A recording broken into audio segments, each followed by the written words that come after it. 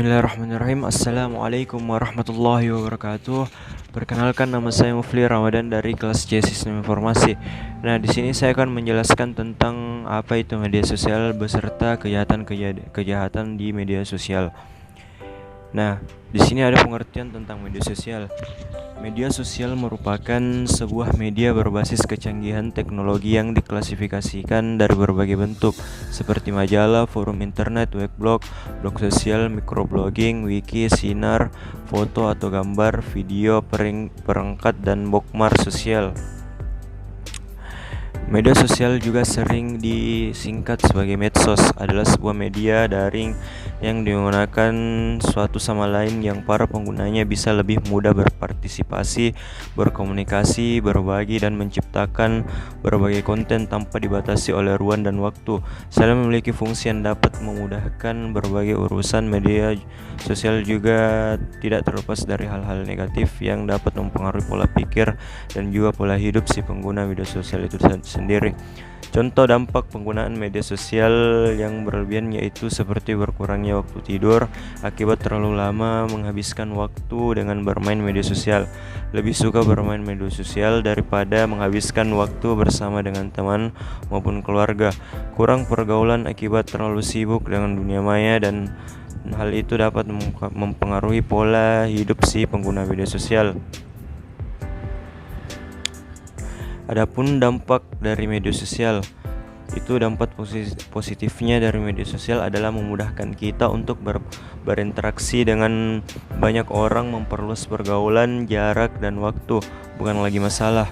Lebih mudah dalam memprediksikan diri, menyebarkan informasi dapat berlangsung secara cepat, biaya lebih murah. Sedangkan dampak negatifnya yaitu media sosial adalah menjauhkan diri dari orang-orang yang sudah dekat, dan sebaliknya, interaksi secara tatap muka cenderung menurun, membuat orang-orang menjadi kecanduan terhadap internet, menimbulkan konflik, masalah privasi, rentang terhadap pengaruh buruk orang lain. Adapun jenis-jenis kejahatan dari media sosial, yang pertama itu pencurian data. Pencurian data atau data theft merupakan tindakan ilegal dengan mencuri data dari sistem komputer untuk kepentingan pribadi atau dikomersikan dengan menjual data curian kepada pihak lain. Contoh kasus data theft adalah pembobolan jutaan dari akun beberapa media sosial. Contohnya media penjualan seperti Tokopedia, beberapa medsos lain. Yang kedua itu ada akses ilegal.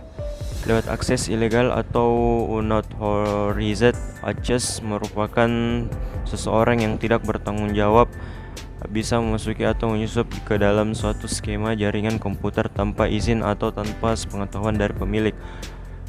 Oleh karena itu, biasanya korban akan kehilangan data penting. Tak jarang juga aksi ini merupakan langkah yang diambil oknum tertentu untuk melakukan aksi penipuan dengan memakai nama pemilik akun. Yang ketiga itu adalah hacking dan cracking. Hacking dan cracking adalah sebuah aktivitas menerobos atau mencari celah keamanan suatu sistem komputer. Yang melakukan hacking disebut hacker, sedangkan pelaku cracking disebut cracker. Dalam definisi aslinya, seseorang hacker adalah orang yang menyusup ke dalam suatu sistem untuk mencari kelemahan sistem, kemudian memberitahukan ke pemilik sistem tentang celah keamanannya. Biasanya perusahaan menawarkan imbalan untuk hal seperti ini. Berbeda dengan cracking, di mana ketika berhasil masuk ke dalam suatu sistem, maka mereka akan merusak sistem atau menggunakannya dengan kepentingan tertentu. 4 itu ada carding. Carding adalah kejahatan yang berhubungan dengan kartu kredit atau ATM. Dengan manipulasi tertentu, pelaku akan mendapatkan data kartu korban. Setelah itu data akan diduplikat dan kartu akan di-cloning dengan digunakan secara ilegal. Yang kelima itu ada defacing. Defacing biasanya dilakukan dengan tujuan iseng atau pamer kemampuan. Cara kerjanya adalah dengan menerobos suatu sistem kemudian mengubah tampilan sistem tersebut. Kasus defacing sempat dialami oleh situs Telkomsel beberapa tahun yang lalu. Nah, adapun kejahatan sosial media itu yang keenam, cyber squatting. Cyber squatting adalah tindakan penyalahgunaan nama domain website. Umumnya pelaku menyerobot nama perusahaan atau public figure. Misalnya pelaku membeli domain, contohnya salah satu artis, kemudian ingin memakai domain tersebut, maka ia harus membelinya kepada pelaku. Atau misal pun si artis ini tidak berkepentingan dengan domain tersebut. Dalam tindakan lebih ekstrim, pelaku akan mengancam membuat berita-berita di web tersebut yang bisa menurunkan reputasi dari sang tokoh. Yang ketujuh ada cyber type squatting. Cyber type squatting adalah sebuah kejahatan cyber dengan menggunakan domain persis dengan domain perusahaan atau orang lain. Tujuannya adalah untuk menipu orang lain atau biasanya menyebarkan berita bohong. Yang ke-8 adalah menyebarkan konten ilegal. Pembajakan software, film ataupun di internet selain juga melanggar hak kekayaan intelektual, sebetulnya bisa juga dimasukkan ke kategori kejahatan cyber.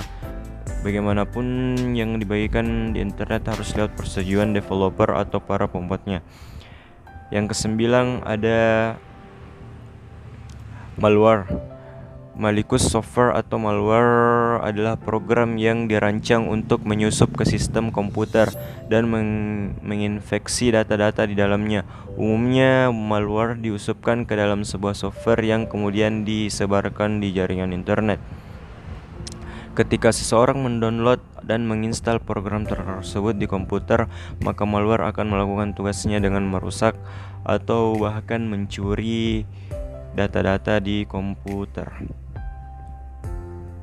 Nah, yang ke-10 ini adalah cyber teroris. Suatu kejahatan dunia maya dapat dikategorikan sebagai cyber terorisme apabila telah membahayakan pemerintah dan atau fasilitas-fasilitas penting. Adapun metodenya sebagai berikut. Ada yang pertama itu password cracker. Kegiatan ini merupakan sebuah tindakan pencurian atau penetasan password orang lain dengan bantuan sebuah program yang mampu membuka enkripsi password. Yang kedua itu ada spoofing. Spoofing adalah tindakan memasukkan sebuah data atau identitas seseorang dengan tujuan pelaku bisa login ke dalam sebuah jaringan komputer atau akun pemilik layaknya user yang asli. Yang ketiga ada distributed denial of attack. Adalah tindakan penyerangan yang dilakukan terhadap server atau komputer dalam sebuah jaringan internet, yang serangan ini mampu menghabiskan source yang ada pada server sehingga perangkat tersebut tidak mampu menjalankan fungsinya dengan baik seperti semula. Yang keempat itu ada sniffing. Secara sederhana, sniffing diartikan sebagai penyadapan data. Tujuan sniffing adalah mengetahui data username dan password dari korbannya, terutama data masuk ke akun transaksi atau misalnya iBanking. Umumnya sniffing dilakukan di jaringan publik seperti Wi-Fi corner. Yang terakhir itu yang kelima, distributive device. Distributive device merupakan suatu program atau software yang berisi virus. Pelaku biasanya memiliki tujuan untuk menghancurkan dan merusak data yang terdapat pada sebuah komputer yang dituju. Beberapa isi program tersebut adalah worms, email, bombs, nukers, trojan horse dan sebagainya. Nah, di sini ada pun solusi agar kita tidak terdampak oleh media sosial.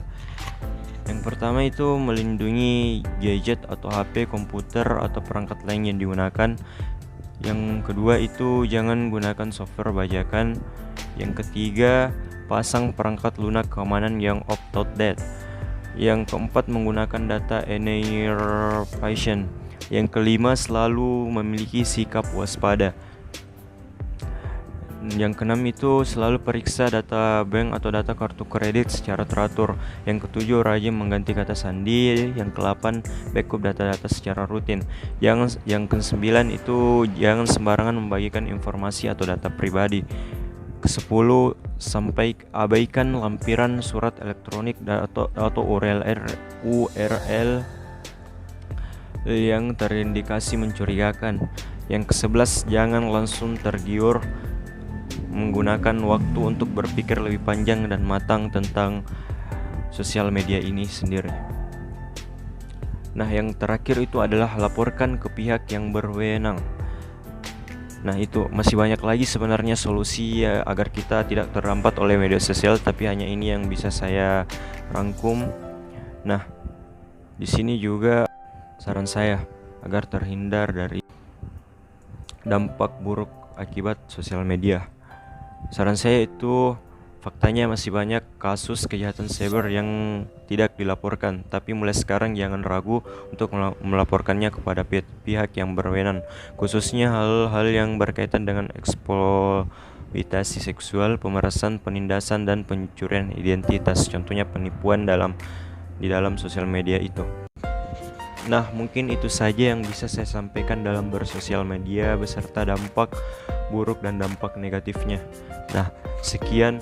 Allahumma fiq ila subli salam. Assalamualaikum warahmatullahi wabarakatuh.